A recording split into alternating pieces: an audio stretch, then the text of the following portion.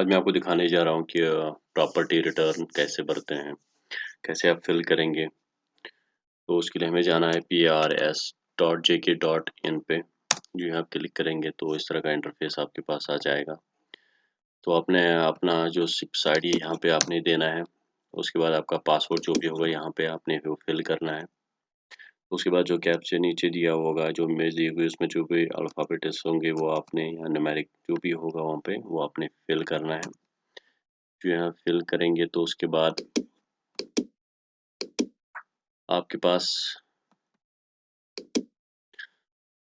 Login करने के बाद आपके रजिस्टर नंबर पे ओटीपी आ जाएगा। ओटीपी यहाँ पे फिल करने के बाद लॉगिन कीजिएगा। लॉगिन करने के बाद इस तरह का इंटरफेस आपके सामने आ जाएगा। सबसे पहले यहाँ पे आपको फॉर्म नंबर जो लास्ट ईयर आपने यहाँ पे फिल किया होगा वो दिखाएगा। आप डाउनलोड करके वो उसको व्यू कर सकते हो। और जो इस साल आपने अप्लाई करना है 2023 में आपने जो अप्लाई करना है यहाँ पे अप्लाई करना है। अप्लाई करने के बाद इस तरह का इंटरफेस आपके पास आ जाएगा। डिपार्टमेंट सबसे पहले आपने डिपार्टमेंट चूज करना है। डिपार्टमेंट के बाद हम यहाँ पे एजुकेशन ही लेंगे। आपका नाम बाय डिफ़ॉल्ट यहाँ पे आ जाएगा। डेजिग्नेशन यहाँ पे बाय डिफ़ॉल्ट आ जाएगा। ऑफिशियल एड्रेस आप लिख सकते हैं कुछ भी, ABC यहाँ पे लिखेंगे हम। सपोज अगर आप डिप्लॉयड हैं तो यहाँ पे वैसे आप ये जो अदर डिपार्टमेंट्स में होता है बंदा वहाँ पे डिप्लॉयमेंट की ज़रूरत पड़ती है। अदरवाइज जो आपकी प्लेस ऑफ पोस्टिंग है वहाँ से आपको टेम्परेली डिप्लॉय किया जाता है, वो उसके लिए एप्लीकेबल नहीं है ये। बेसिकली यहाँ पे आप लिख लीजिएगा जो भी आपका बेसिकली। सपोज हम L5 लिख लेते हैं जिसका 29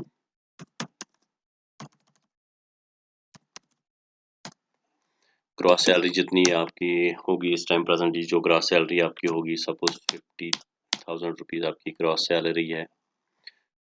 उसके बाद अपॉइंटमेंट डेट, आप अपॉइंट कब हुए हो। सपोज 1/5/2014 को आप अपॉइंट हुए हो, यहाँ पे आप लिख लेंगे। फैमिली स्ट्रेंथ क्या है, हम जो भी आपकी फैमिली स्ट्रेंथ होगी वो आपके यहाँ पे मेंशन करनी है। अगर कोई भी प्रॉपर्टी आपने इनहेरिटेड आपके फादर मदर से या ग्रैंड पेरेंट से आपको मिली होगी तो आपको यहाँ पे ओके करना है।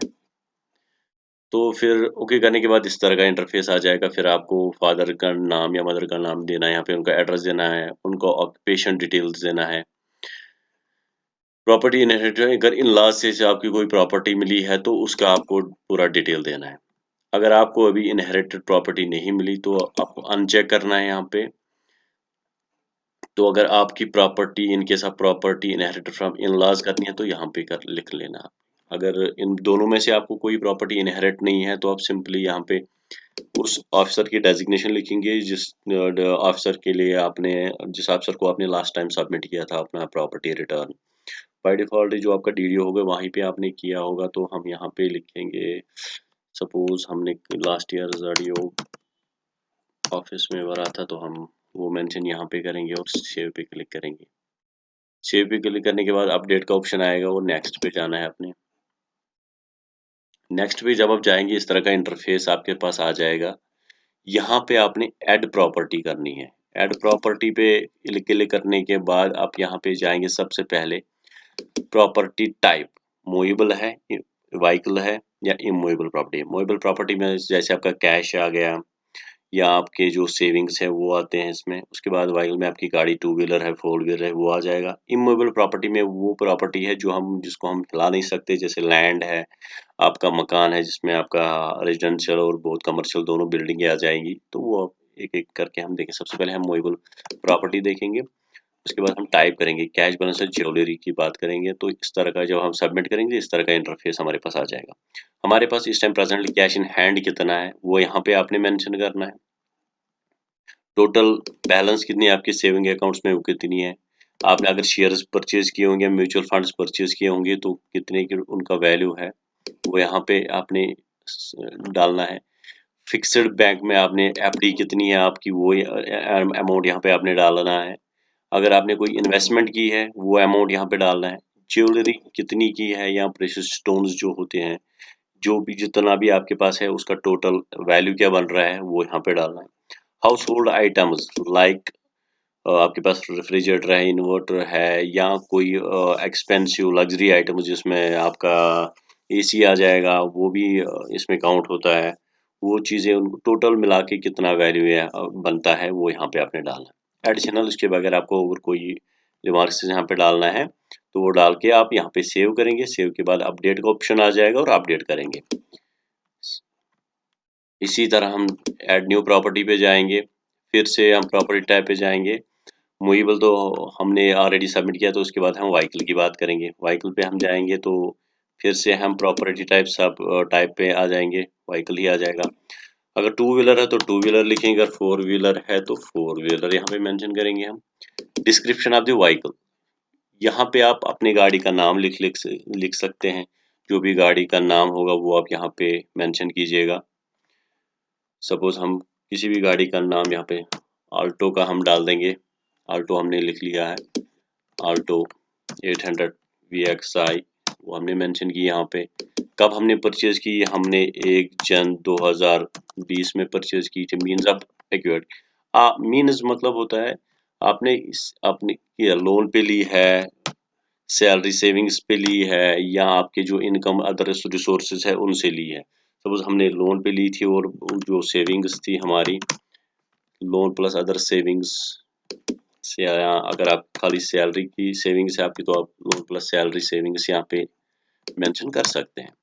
डिपेंड्स आपने किस कैसे ली होगी। अगर किसी ने कैश में ली होगी तो वहाँ पे इस तरह का लिख सकता है। अगर खाली लोन पे ली है, ईएमआई कुछ भरा है, तो वो आप यहाँ पे आप लोन पे भी लिख सकते हो। कॉस्ट ऑफ एक्विजिशन कितने में हमने ली थी, ये 3 लाख की। हम सपोज इसका यहाँ पे 3 लाख रुपीज लिखेंगे। मूड ऑफ, हमने ये परचेज की थी, मूड होता है हमने किस मूड से परचेज की थी, परचेज्ड यहाँ पे मेंशन करेंगे। यहाँ पे फिर से ऑप्शन आ जाएगा डेट ऑफ एक्विजिशन, ये फिर से वही है 1 जन 2020 में हमने ये परचेज की थी। फ्रॉम होम, कहाँ से आपने ली उस शोरूम का नाम डालेंगे। यहाँ पे हमने किसी भी शोरूम एबीसी शोरूम से ली थी। प्रॉपर परमिशन ली थी आपने डिपार्टमेंट से कि नहीं, अगर आपने नहीं ली उस टाइम आप जॉब में नहीं थे जब आपने ली थी तो नॉट एप्लीकेबल आ जाएगा। अथॉरिटी पे भी नॉट एप्लीकेबल आ जाएगा अगर आपने नहीं लिया हुआ प्रॉपर परमिशन। ओनर किस नाम से इस टाइम गाड़ी आपके नाम से है, आपके फादर के नाम, अगर सपोज आपके फादर के नाम से आपने वहाँ उनका नाम डालना है और फिर रिलेशन में फादर लिखना है, या अगर आपके नाम से है तो रिलेशनशिप में आपका सेल्फ आ जाएगा। तो और एडिशनल रिमार्क्स जो आप उसमें डालना चाहते हैं। सपोज किसी ने सेकंड हैंड गाड़ी ली है तो वो ऐसे ही इसको मेंशन करेगा, पूरी डिटेल लिखेगा, mode of acquisition purchase second hand vehicle, वहाँ पे कर सकता है। वो रिमार्क्स में कुछ भी आप डाल सकते हो, हमने कैसे ली, सेविंग से ली, लोन से ली, वो आप। ऐड न्यू प्रॉपर्टी किए जाने के बाद हमारे पास इस तरह का इंटरफेस आ जाएगा। सबसे पहले हमने मूवेबल किया, उसके बाद हमने व्हीकल भी किया। अब हम मूवेबल प्रॉपर्टी पे जाएंगे। मूवेबल प्रॉपर्टी के बाद उसका सब टाइप आ जाएगा। सब टाइप में हमें लैंड लैंड लेना है और बिल्डिंग कमर्शियल और रेजिडेंशियल हाउस लेना है। हम बिल्डिंग कमर्शियल और रेजिडेंशियल पहले लेंगे, उसके बाद इस तरह का इंटरफेस आ जाएगा। सबसे पहले हमें यहाँ पे स्टेट लिखना है, स्टेट के बाद अपना डिस्ट्रिक्ट, ये वो डिटेल्स नहीं है जहाँ पे आपका ये हाउस या commercial residence commercial property situated है, वो आपको एड्रेस देना है। कंप्लीट एड्रेस देना है। यहाँ पे सिटी का नाम डालेंगे, जो अभी आपका हेडक्वार्टर होगा वो डाल देंगे, पिन कोड दे देंगे। डिस्क्रिप्शन ऑफ प्रॉपर्टी में आप लिख लेंगे ये सिंगल स्टोरी है, डबल स्टोरी है, रेजिडेंशियल है या कमर्शियल है, वो आप डिस्क्रिप्शन में भी आप इसमें मेंशन कर सकते। डेट ऑफ एक्वायर्ड, अगर आपने परचेज की है तो कब आपने परचेज किया है इसको। मीन्स ऑफ एक्वायर्ड, आपने कैसे इसको कैश में लिया है, लोन में लिया है, या किस सेविंग में आपने लिया हुआ है, सैलरी सेविंग या आपकी जो other source of income, agriculture income, horticulture income है, उनकी सेविंग से लिया है। और आपने कॉन्स्ट्रक्ट किया है तो उसका यहाँ पे आपको कॉस्ट ऑफ कंस्ट्रक्शन लिखना। अगर नया मकान आपने बनाया तो कितना आपको कॉस्ट आया उस टाइम बनाने में। मोड ऑफ एक्विजिशन, आपने परचेज किया है या आपका एंसेस्ट्रल प्रॉपर्टी है ये, डेट ऑफ एक्विजिशन वो डेट डाल देंगे कब आपके नाम पे हुआ है ये। फ्रॉम होम एक्वायर्ड, किससे अगर परचेज किया है तो किससे परचेज किया, अगर इनहेरिट है तो किससे लिया है, अपने माँ से, अपने बाप से, अपने इन लॉ से, वो अपने मैं नाम मेंशन करना है। परमिशन लिया है आपने, वो यहाँ पे यस और नो आप कर सकते हैं, अगर वो परमिशन है तो अथॉरिटी रेफरेंस आप यहाँ पे दे सकते हैं। प्रेजेंट वैल्यू क्या है प्रॉपर्टी का, इस टाइम का है वैल्यू, वो आप यहाँ पे मेंशन कीजिएगा। अगर ये आपकी agriculture land, sorry commercial building है तो इससे आपको डेफिनेटली कोई ना कोई इनकम आएगी, तो वो आप यहाँ पे मेंशन कीजिएगा। एनुअल इनकम क्या है आपका कमर्शियल प्रॉपर्टी का। ओनर का नाम है, अगर आपके फादर के नाम पे है तो वो आप यहाँ पे लिखेंगे। और रिलेशन क्या है, अगर रिलेशन में फादर लिखेंगे, अगर अपने नाम से है तो अपना नाम लिख के रिलेशनशिप में सेल्फ आप कर सकते हो, और अगर एडिशनल कोई रिमार्क्स डालने होंगे तो वो डाल के आप सेव करेंगे। सेव करने के बाद आप फिर से बैक में जाएंगे, फिर से आप बैक में जाएंगे।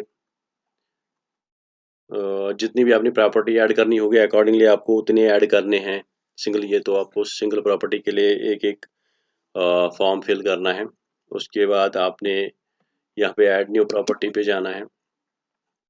ऐड न्यू प्रॉपर्टी पे फिर से हम जाएंगे इमूवेबल प्रॉपर्टी पे, तो यहाँ पे अब हम लैंड लेंगे। रेजिडेंशियल और कमर्शियल कैसे आपको करना है वो मैंने आपको दिखा दिया। इसके बाद हम देखेंगे अब लैंड का कैसे हम डिटेल फिल करेंगे। सिंपल फिर से स्टेट जहाँ पे सिचुएटेड है उसका स्टेट, डिस्ट्रिक्ट, तहसील, विलेज डाल देंगे। कंप्लीट एड्रेस डाल देंगे, सिटी का नाम डाल देंगे, पिन कोड यहाँ पे फिर से मेंशन करेंगे। डिस्क्रिप्शन ऑफ प्रॉपर्टी, ये एग्रीकल्चर लैंड है, कितने कनाल का है, खसरा नंबर क्या है, वो आप डिस्क्रिप्शन में भी डाल सकते हैं। अगर ये आपका हॉर्टिकल्चर लैंड है वो भी आप यहाँ पे मेंशन कर सकते हैं। आप एप्पल ऑर्चर्ड है, आप 10 प्लांट्स वो आप यहाँ मेंशन कर सकते हैं।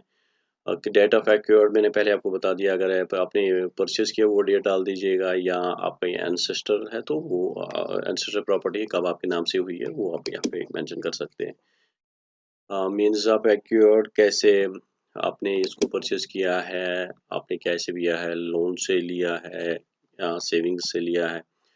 कॉस्ट ऑफ कंस्ट्रक्शन, अगर उस लैंड पे आपने कुछ कंस्ट्रक्शन किया होगा तो कितना आपने कंस्ट्रक्शन कॉस्ट कितना आया आपका वो आप मेंशन कर सकते हैं। मोड ऑफ एक्विजिशन फिर से वही परचेज है कि इनहेरेंट प्रॉपर्टी है वो यहाँ पे मेंशन करेंगे। आप डेट ऑफ एक्विजिशन डाल देंगे। उसके बाद फ्रॉम होम एक्वायर्ड, किससे आपने लिया है लैंड, अगर आपने किसी से परचेज किया है उसका नाम डाल देंगे। अगर इनहेरेंट है आपके किससे लिया, फादर से लिया, मदर से लिया, इन लॉ से लिया है, उनका नाम यहाँ पे डाल के डालना है।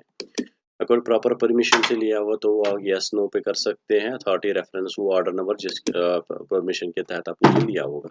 Present value of the property, land का प्रेजेंट वैल्यू, अगर आपके लैंड का एक कनाल का वैल्यू इस टाइम 1 लाख रुपीज़ है तो 10 कनाल आपने ऊपर मेंशन किए तो ये डेफिनेटली आपका 1 करोड़ का वैल्यू इस टाइम शो हो जाएगा। एनुअल इनकम आपका लैंड होगा तो डेफिनेटली उससे आप कोई ना कोई इनकम होगी, वो आप एनुअल इनकम कितना एनुअली उससे, अगर एप्पल ऑर्चर्ड है 1 लाख 2 लाख 3 लाख आते हैं आपको तो वो आप यहाँ पे मेंशन कीजिएगा। यहाँ अगर एग्रीकल्चर लैंड है 50,000 60,000 वहाँ से आपको आते हैं, या 10,000 जो भी है वो आप यहाँ पे इसको मेंशन कर सकते हैं। कहाँ से आपने ये, अगर इनहेरेंट है तो ओनर नेम इस टाइम कौन है, इस लैंड का ओनर आप है तो सेल्फ रिलेशनशिप में सेल्फ आएगा। अगर आपके फादर साहब है, मदर है तो यहाँ पे आप उनका रिलेशनशिप भी मेंशन कर सकते हैं। अकॉर्डिंगली आप एडिशनल डिटेल में कुछ भी डाल सकते हैं जो भी आपको सूटेबल लगेगा, कि इसलिए जो ऊपर आपने इस फॉर्म में कही नहीं है तो आप एडिशनली कुछ भी डालना चाहते हैं तो रिमार्क्स कॉलम इसीलिए होता है, तो आप यहाँ पे मेंशन कर सकते हैं। होप आप फॉर्म सबमिशन में आपको ये क्लियर हो गया होगा। उसके बाद जब आप सारे फॉर्म फिल करेंगे तो अकॉर्डिंगली आप ऐसे आपके पास इंटरफेस आ जाएगा। ये लास्ट ईयर का है जहाँ पे आप डाउनलोड करके आप चेक कर सको। जो हमने आज फिल किया वो ये वाला है। यहाँ पे हम एडिट कर सकते हैं अगर हमें लगे कोई। मैं सजेस्ट करूँ कि सबमिशन से पहले आप एडिट कीजिएगा इसको। एडिट करने के बाद तब जाके इसको सबमिट कीजिएगा। प्रीव्यू पे जाके आप पहले प्रीव्यू पे जाएंगे, उसको एक पीडीएफ फॉर्मेट में आपको आ जाएगा। प्रिंट आउट लेके अब वन बाई वन आप ये प्रॉपर्टी चेक कीजिएगा। अगर आपको लगेगा कहीं पे हमने गलती की है या कुछ हमने हमसे छूट गया है या हमने कोई एक्स्ट्रा चीज़ डाली है तो एडिट में जाके वो आप एडिट इजीली कर सकते हैं। आपको जब लगेगा हाँ जी हमने सारा डिटेल अच्छे से सबमिट किया है, आफ्टर दैट आप इसको सबमिट फॉर ऑल कर दीजिएगा। उसका आपके एक सर्टिफिकेट आएगा कि आप ये सबमिट करना चाहते हैं। अगर आप सबमिट करना चाहते हैं तो उसके बाद आप इसको कोई अल्टरेशन नहीं कर सकते हैं या कोई एडिट आप नहीं कर सकते हो। तो अगर आप श्योर होंगे तो आप यस के क्लिक करके इसको सबमिट कर दीजिएगा। उसके बाद खाली आपके पास ये डाउनलोड फॉर्म का ऑप्शन आ जाएगा। आप खाली उसके बाद इसको चेक कर सकते हो। चेक करने के बाद आप इसमें कोई अल्टरेशन नहीं कर सकते हो। तो इसलिए बेटर है कि फॉर्म फिल करने के टाइम आप थोड़ा-सा एहतियात बरतें। होप आपके सारे सवालों का जवाब इसमें आया होगा। Thank you very much.